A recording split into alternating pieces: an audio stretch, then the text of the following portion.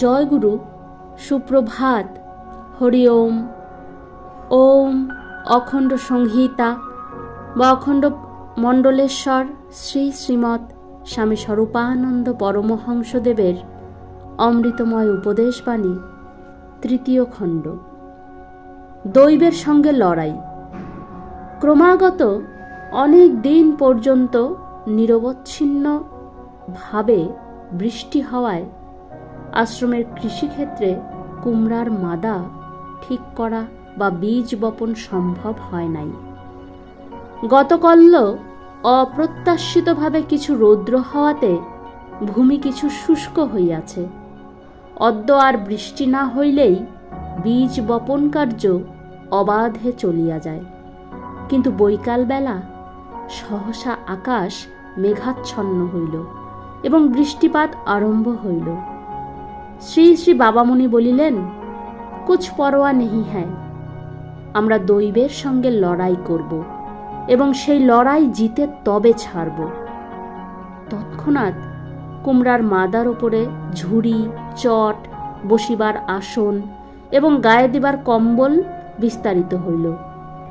বৃষ্টি থামিয়া গেলে সেই শুষ্ক কুমড়ার মাদাতে যথাভিরুচি কার্য আরম্ভ হইল।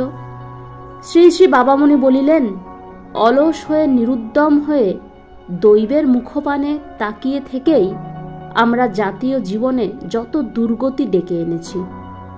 মনে রেখো, ভগবানের সঙ্গেও আমাদের লড়াই দিতে হবে, তবে তো তিনি বীরপুত্র বলে আমাদিগকে স্নেহ ভরে আলিঙ্গন করবেন, ললাটে রাজটিকা পরিয়ে দেবেন। তারপরে শ্রী শ্রী বাবামণি বলিতে লাগিলেন, একটা ত্রিপাল, চারিকোনা চারিটা কপি, দড়ি আর খোঁটার সাহায্যে কি করিয়া কাজ চলিতে পারে প্রচণ্ড রৌদ্রের মধ্যেও ছায়ায় দাঁড়াইয়া কোদাল মারা যায়। তিনি বলিলেন, নির্দিষ্ট জমিতে ত্রিপাল টানিয়ে দিয়ে রৌদ্রের সময়ও নিশ্চিন্তে পরিশ্রম করতে হবে, মাটি কোপাতে হবে আর চারাগাছ ট্রান্সপ্লান্ট করে প্রথম কয়েকদিনের রৌদ্রতাপ থেকে তাদের রক্ষা করতে হবে। বৃষ্টির সময় ছায়ায় ঢাকা ক্ষেত্রটুকুর চতুর্দিকে নর্দমা কেটে জল নির্গমনের পথ করে দিয়ে মনের আনন্দে শুষ্ক ভূমিতে ইচ্ছানুযায়ী কাজ করতে হবে। শ্রী শ্রী বাবামণির এই অভিনব পরামর্শ শুনিয়া সহকর্মী ব্রহ্মচারীরা হাসিতে লাগিলেন। তদৃষ্টে শ্রী শ্রী বাবামণি বলিলেন, আরে, দৈবের সঙ্গে লড়াই করার মতো পুরস্কারই তো জীবনের চিহ্ন রে। ইউরোপ জীবনের প্রতি পাদ বিক্ষেপে এই পুরস্কারকে প্রয়োগ করছে, তাই না ওরা আজ পৃথিবীর অধিপতি? বীর ভোগ্যা বসুন্ধরা ভারতবর্ষের যারা অভ্যুদয় চায় তাদের আজ সমগ্র জাতির ভিতরে এই পুরস্কারকে সংক্রামিত করবার জন্য চেষ্টা পেতে হবে। জগতে কিছু অসম্ভব থাকবে না, থাকতে পারে না। এই জিতটাকে সমগ্র জাতির মধ্যে বিসর্পিত করা চাই।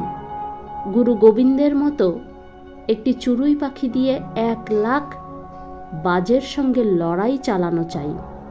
নেপোলিয়নের মতো দুর্লঙ্ঘ গিরিশ্রেণীর উন্নত শিখর পথশ্রান্ত ক্ষুধাক্লান্ত সৈনিক দলের পাদপীড়নে অতিক্রম করানো চাই। নারী, পুরুষ, বালক, বৃদ্ধ সবাইকে আজ পুরস্কারের উপাসক করে তুলতে হবে। ভারতবর্ষের উদ্ধার এই পথে। হরি ওম।